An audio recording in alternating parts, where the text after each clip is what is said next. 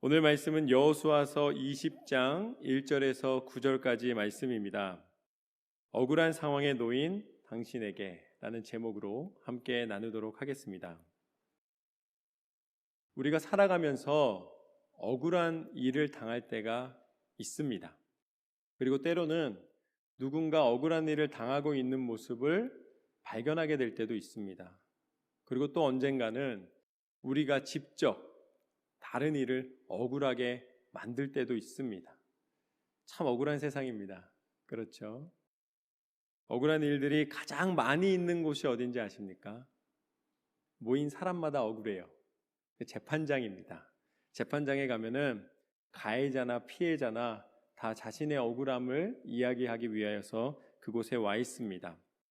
그렇지만 그래도 자신의 억울함을 표현할 수 있는 곳이 있다는 것은, 또 그 기회를 얻는다는 것은 그래도 은혜입니다. 왜냐하면 그 억울함을 이야기하기도 전에 사고를 당한다든지 아니면 해함을 당한다든지 기회조차 얻지도 못하는 경우가 있기 때문입니다. 그렇게 되면은 그 억울함을 풀 곳이 없어지는 것이죠.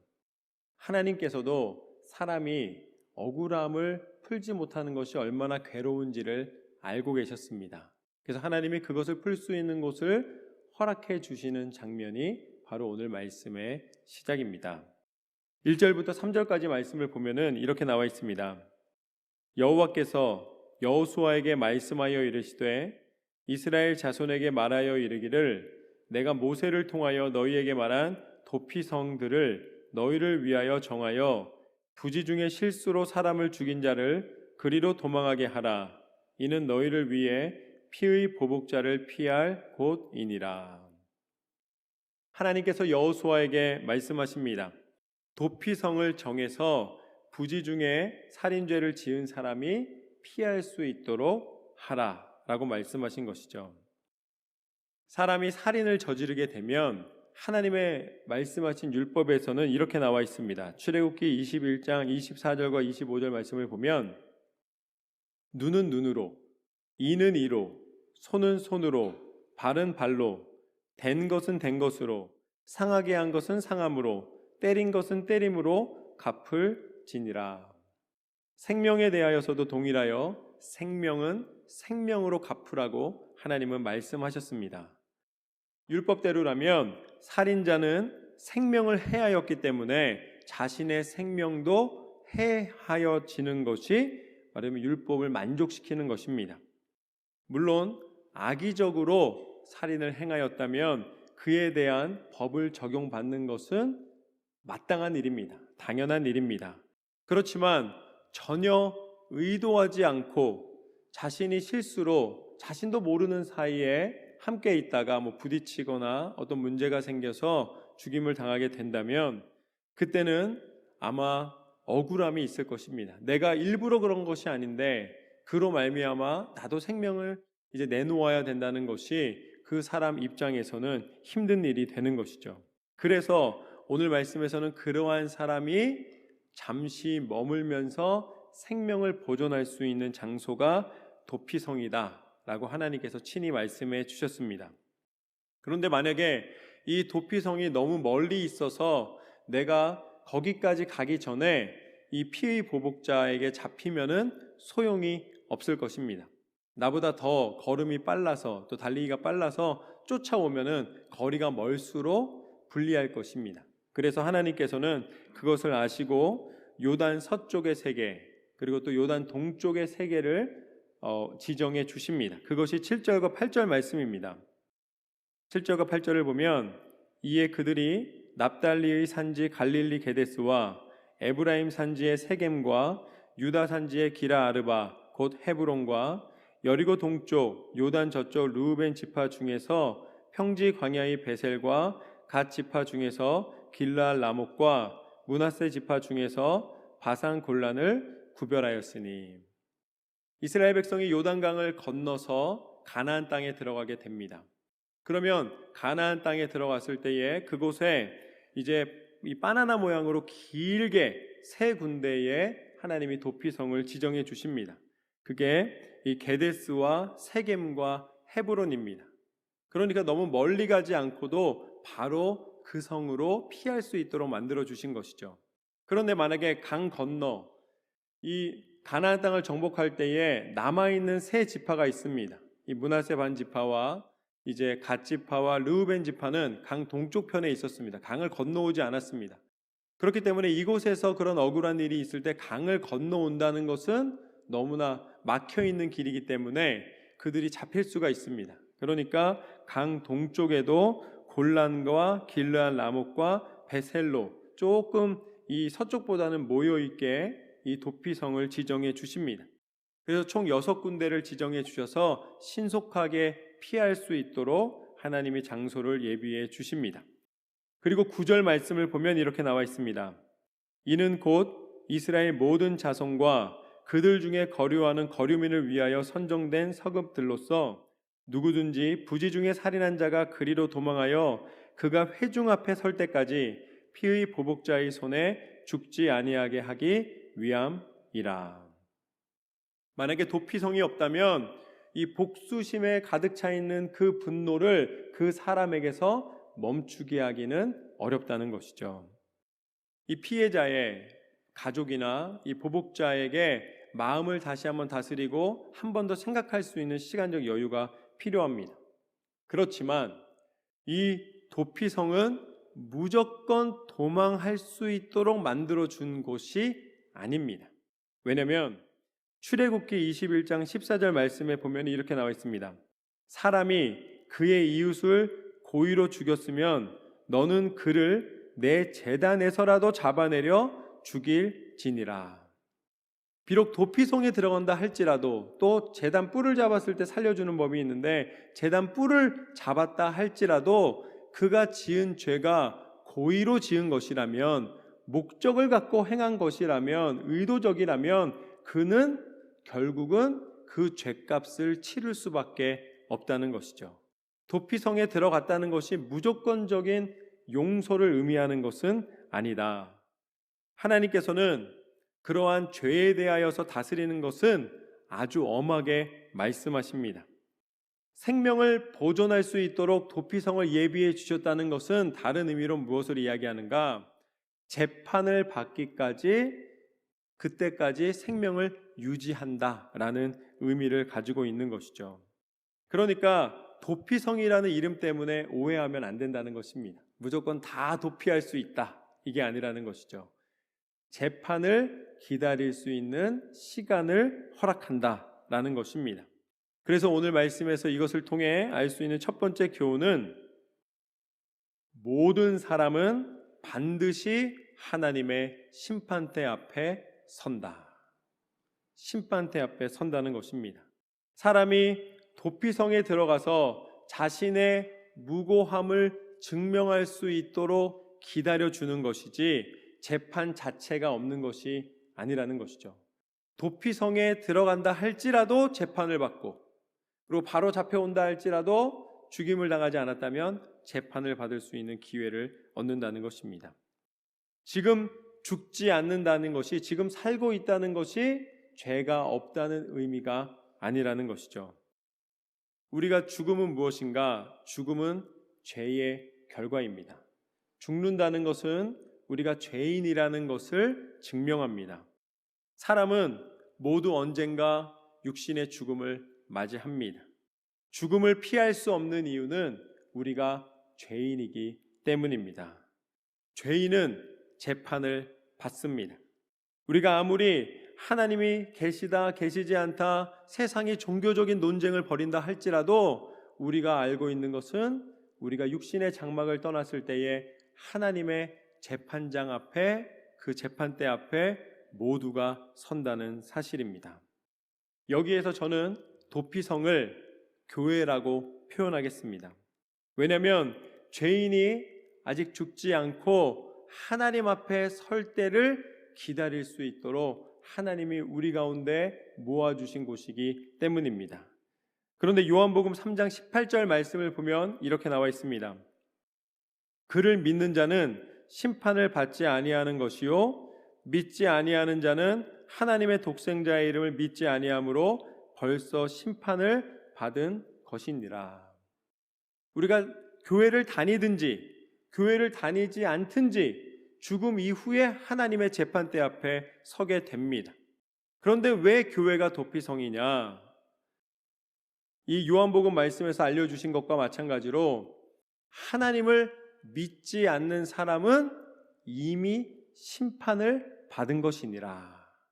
그러니까 우리가 교회에 와서 하나님을 믿음으로 말미암아 하나님의 재판을 기다릴 수 있는 시간을 하나님이 허락해 주신 것입니다. 만약에 하나님을 믿지 않고 세상에 나아가 하나님의 교회를 다니지 않고 세상 속에서 살아가면 말씀에서는 분명히 알려주십니다. 이미 재판을 받은 것이니라. 우리가 이 죄에 대한 심판을 받기 전에 하나님이 우리를 붙잡아 주시고 동행해 주시는 이 곳이 바로 하나님의 교회라는 것이죠. 교회는 우리가 육신의 장막을 벗고 하나님 앞에 서는 그 순간까지 하나님 앞에 이 재판을 받을 준비를 받게 해 주십니다. 준비를 하게 해 주십니다. 그래서 우리가 하나님의 교회를 통해 우리가 재판 속에서 무엇을 이야기하고 무엇을 준비해야 하는가를 알게 되는 것이죠. 이것이 바로 교회의 중요한 이유입니다. 중요한 가치입니다. 계속해서 4절과 5절 말씀을 보면은 이렇게 나와 있습니다. 이 성읍들 중의 하나에 도피하는 자는 그 성읍에 들어가는 문 어귀에 서서 그 성읍의 장로들의 귀에 자기의 사건을 말할 것이요 그들은 그를 성읍에 받아들여 한 곳을 주어 자기들 중에 거주하게 하고 피의 보복자가 그의 뒤를 따라온다 할지라도 그들은 그 살인자를 그의 손에 내주지 말지니 이는 본래 미워함이 없이 부지 중에 그의 이웃을 죽였음이라. 하나님의 재판은 정직한 재판입니다. 그래서 우리는 그 재판을 기다릴 이유가 있습니다. 도피성에 들어간 사람을 피의 보복자가 쫓아와서 내놓으라고 한다 할지라도 이 도피성의 원리는 무엇인가? 그 사람을 내주지 않는다는 것이죠. 재판이 있기까지 절대로 내주지 않습니다. 그래서 이 도피성의 원리를 통해 오늘 하나님께서 주시는 두 번째 교훈은 하나님은 우리를 빼앗기지 않으신다. 도피성에서 그 사람을 내놓지 않는 것처럼 하나님은 그것을 통하여 하나님이 우리를 보호하시되 하나님의 재판 앞에까지 우리를 붙잡고 계시는 것을 보게 됩니다. 도피성에 들어온 사람은 그곳에서 한 곳을 거주할 수 있도록 허락을 받습니다. 그리고 피의 보복자가 따라온다 할지라도 그 성 안에 들어와서 그 사람을 데리고 나갈 수가 없습니다. 도피성을 교회라고 하였습니다. 우리가 교회에 와서 하나님 앞에 예배하며 하나님의 믿음의 사람이 되었을 때에 하나님은 당신의 날개 그늘 아래 우리를 피하게 하시고 우리를 보호하여 주십니다. 하나님은 우리를 포기하시는 하나님이 아니십니다. 당신의 백성을 보호하여 주시는 하나님이십니다. 아무리 사단이 공격하고 우리를 빼앗으려 한다 할지라도 하나님의 권세와 능력 앞에 사단은 절대 우리를 건드릴 수가 없습니다. 그것이 하나님의 보호입니다. 그런데 왜 성도가 사단에게 넘어지고 어둠 가운데 들어가고 방황을 하고 우리의 마음을 빼앗기게 될까요? 그것은 그렇습니다. 우리의 시선이 하나님을 바라보던 것에서 세상으로 돌려졌기 때문입니다. 우리가 하나님을 보고 하나님을 의지하여 이 성에 거하는 것이 은혜임을 고백할 때에는 하나님 앞에 그 손이 놓아지지 않고 끝까지 보호함을 받을 수가 있습니다. 그러나 우리의 시선이 다른 곳을 바라보고 내 스스로 그 성을 나아가면 그때는 이미 보호에서 스스로 벗어나게 되는 것이죠. 우리의 만족이 믿음에 있지 않고 세상의 욕심에 거하게 되면 결국은 우리는 물질의 기준과 명예의 기준으로 말미암아 스스로 무너지고 마는 것입니다. 여호수아에게 하나님께서 말씀하셨습니다. 여호수아서 1장 7절과 8절 말씀을 보면 이렇게 나와 있습니다. 오직 강하고 극히 담대하여 나의 종 모세가 내게 명령한 그 율법을 다 지켜 행하고 좌로나 우로나 치우치지 말라. 그리하면 어디로 가든지 형통하리니 이 율법책을 내 입에서 떠나지 말게 하며 주야로 그것을 묵상하여 그 안에 기록된 대로 다 지켜 행하라. 그리하면 내 길이 평탄하게 될 것이며 내가 형통하리라. 하나님께서 여호수아를 지키시겠다고 말씀하십니다. 두려워하지 말라고 말씀하시면서 너의 길에 형통이 있을 것이라 약속해 주십니다. 언제 그것이 가능한가? 너는 좌로나 우로나 치우치지 말라. 오직 하나님을 향하여 시선을 고정하고 하나님을 바라보며 전진하라. 그곳에 하나님의 승리와 하나님의 은혜가 임할 것이다. 하나님은 여러분과 함께 동행하여 주시는 줄로 믿습니다. 하나님의 손을 붙잡고 있을 때에 하나님은 여러분을 빼앗기지 않으십니다. 여러분 스스로가 손을 놓고 방황하지 마십시오. 하나님의 품에, 하나님의 능력의 성 안에 거하시기를 주님의 이름으로 축원합니다. 마지막으로 6절 말씀을 보면 이렇게 나와 있습니다. 그 살인자는 회중 앞에 서서 재판을 받기까지 또는 그 당시 대제사장이 죽기까지 그 성읍에 거주하다가 그 후에 그 살인자는 그 성읍 곧 자기가 도망하여 나온 자기 성읍 자기 집으로 돌아갈지니라 하라 하시니라. 아멘. 이것이 오늘 말씀의 세 번째 교훈입니다.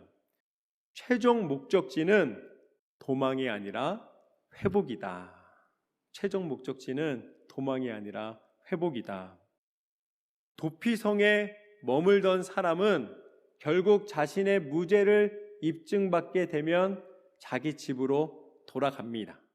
그러니까 도피성에 사는 것이 목적이 아니라 도피성은 잠시 머무는 곳이고 결국 자기 집으로 돌아가는 것이 목표입니다. 도피성이 우리가 교회라고 표현하였습니다. 그렇다면 교회의 목표는 무엇입니까? 물론 교회를 사랑하시는 분들은 나는 하루 종일 교회에서 살고 싶으시겠죠. 그렇지만 교회의 목표는 교회에 사는 것이 아니라 교회를 통하여 하나님을 만나고 결국 하나님이 우리에게 예비해 주신 우리의 본향, 우리를 회복시키시고 우리를 위하여 축복하신 천국에 들어가는 것입니다.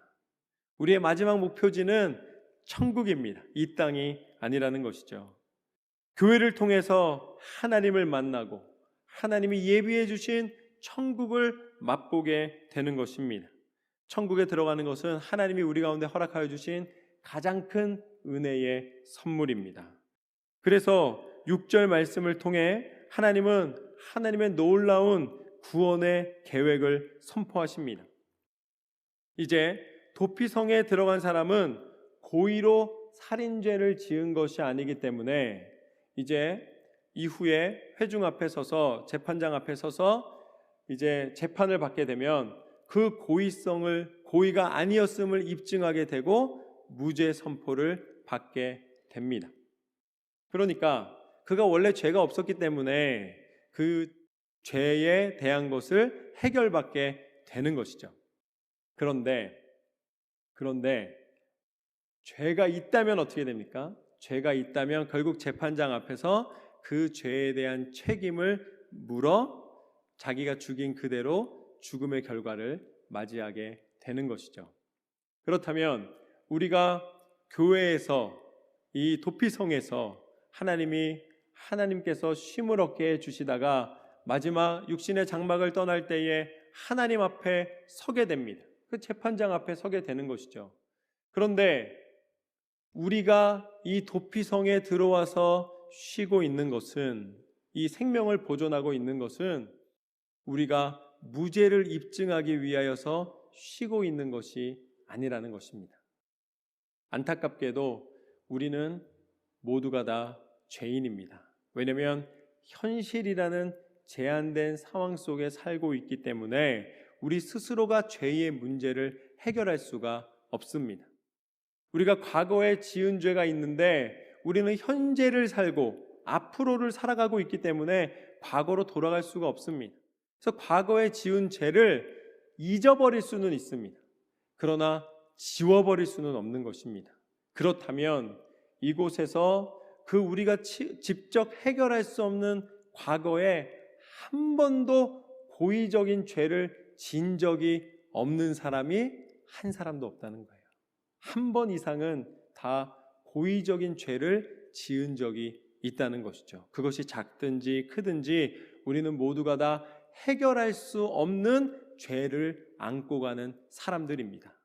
그건 다시 말하면 우리가 육신의 장막을 벗고 하나님 앞에 섰을 때에 우리의 공로로, 우리의 능력으로 우리가 증명을 함으로써 스스로 죄를 벗어날 수 있는 사람이 없다라는 것이죠. 하나님 앞에 서면 내 스스로 섰을 때에 결과는 하나입니다. 유죄입니다. 우리는 하나님 앞에 섰을 때 유죄 판결을 받을 수밖에 없는 사람입니다. 도피성에 잠시 머무는 것이 해결 방법이 될 수가 없다라는 것이죠. 그런데 하나님께서는 이 도피성의 영적 원리를 말씀해 주시면서 첫 번째 해결 방법은 자신의 무고함을 증명하는 것이었습니다.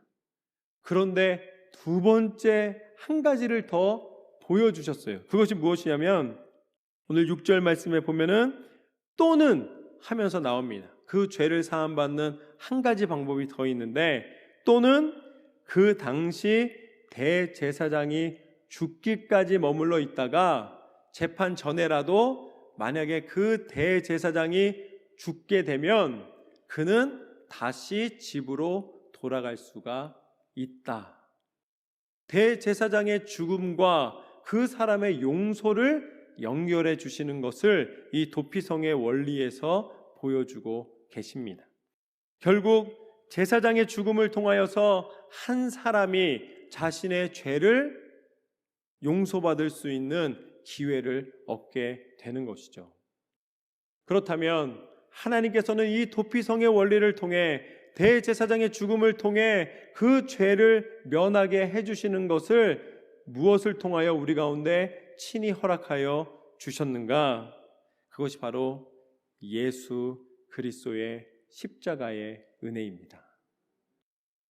대제사장이 죽음으로 말미암아 결국 그의 죄가 용서를 받는 것과 같이 히브리서 5장 5절 말씀을 보면 이렇게 나와 있습니다.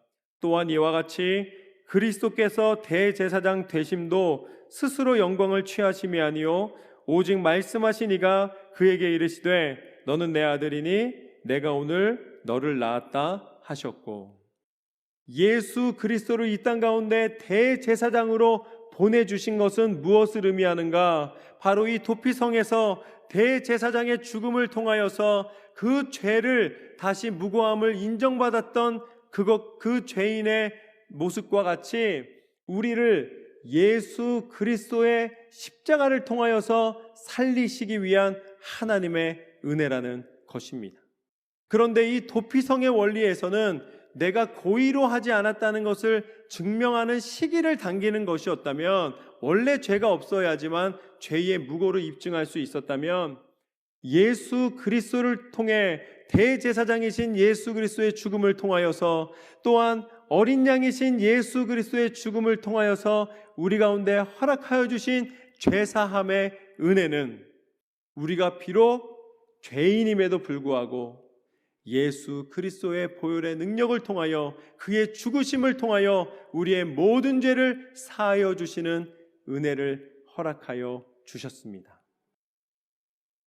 이미 하나님께서 약속하셨고 그 영적 원리로 예수 그리스도께서 이 땅 가운데 오셔서 하나님의 약속을 성취하셨고, 그로 말미암아 우리 모두가 하나님이 허락하여 주신 죄사함의 은혜를 허락받은 줄로 믿습니다. 그래서 우리에게 예수 그리스도의 십자가는 죄사함의 은혜의 선물입니다. 예수님은 우리를 죽기까지 사랑하셨고 우리를 포기하지 않으셨고 그 이름의 권세를 통해 우리의 모든 죄를 씻어주신 줄로 믿습니다. 그리고 다시 살아나시사 부활하신 예수 그리스도의 이름을 믿는 자마다 하나님이 구원의 은혜를 통해 오늘 도피성에서 자기 집으로 돌아가게 해주신 것처럼 우리로 하나님 나라의 그 본향에 돌아가는 그 천국에 들어가는 놀라운 은혜를 확증하여 주신 줄로 믿습니다. 그것이 오늘 도피성을 통해 하나님이 우리 가운데 허락하여 주신 영적인 원리, 하나님의 교회를 통해 당신의 백성을 살리신다는 하나님의 약속입니다. 그 약속 붙잡고 우리는 날마다 감사함으로 승리하며 살아가야 할 줄로 믿습니다. 오늘 우리는 세 가지의 은혜를 함께 나누었습니다. 첫 번째, 모든 사람은 반드시 하나님의 심판대 앞에 선다. 하나님 앞에 섰을 때에 우리는 하나님이 우리 인생 가운데 역사하신 모든 것을 보게 되고 고백하게 됩니다. 두 번째, 하나님은 우리를 빼앗기지 않으신다. 아무리 사단이 우리를 주장하고 우리를 넘어뜨리려 한다 할지라도 하나님의 교회를 섬기며 하나님 앞에 믿음으로 살아가고 있는 성도를 하나님은 보호하시고 인도하시는 줄로 믿습니다. 마지막으로 최종 목적지는 도망이 아니라 회복이다. 우리의 영을 살리시사 천국으로 인도하시는 하나님, 우리를 위해 십자가의 능력을 통해 우리를 다시 회복시키시고 하나님의 자녀 삼아주신 그 놀라운 은혜, 그 은혜를 기억함으로 날마다 승리하시는 저와 여러분의 삶이 되시기를 주님의 이름으로 축원합니다.